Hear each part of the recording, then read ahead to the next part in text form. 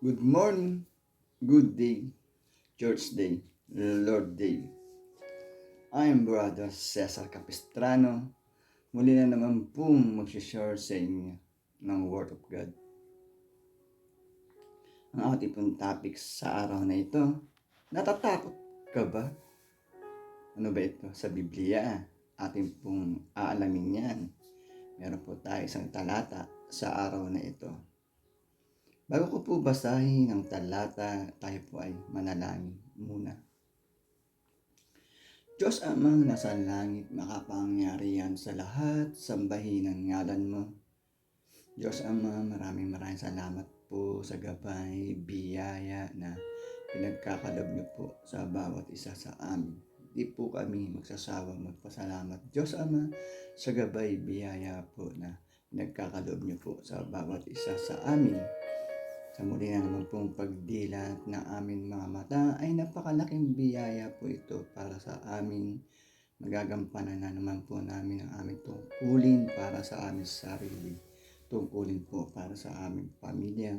Patawad po Diyos Ama kung kami po ay nagkukulang po sa inyo. Papasukin niyo po sa amin ang inyong presensya upang sa ganun po ay lubos namin maunawaan, maintindihan po ang inyong salita na buhay at makapangyarihan. Ang ngalan ng Panginoong Yesus. Amen. Brother and sister, magandang araw naman po ng linggo.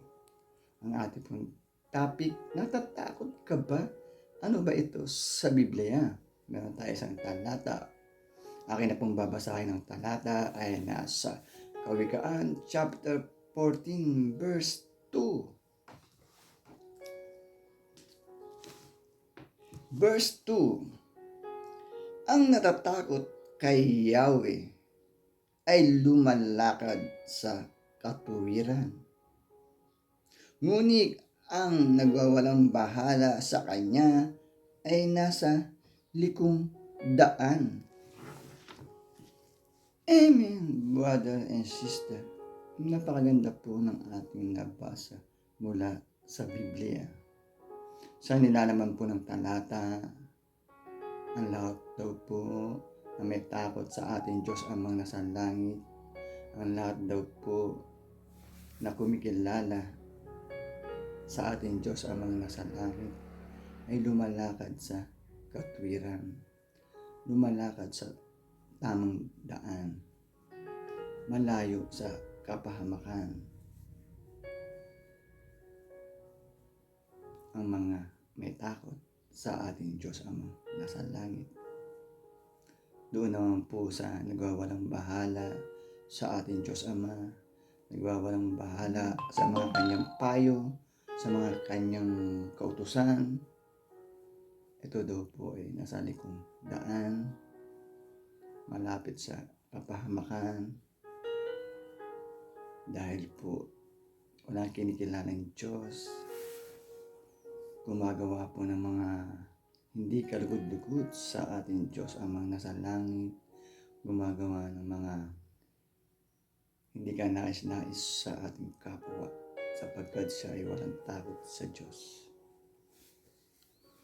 Sa nilalaman po ng talata, kailangan po natin ng may takot sa Diyos at pagkilala sa Diyos upang sa ganun po ay lumakad tayo sa katwiran, lumakad tayo sa tama at malayo po tayo sa kapahamakan at makasama po tayo sa kaharian ng ating Diyos amang nasa langit.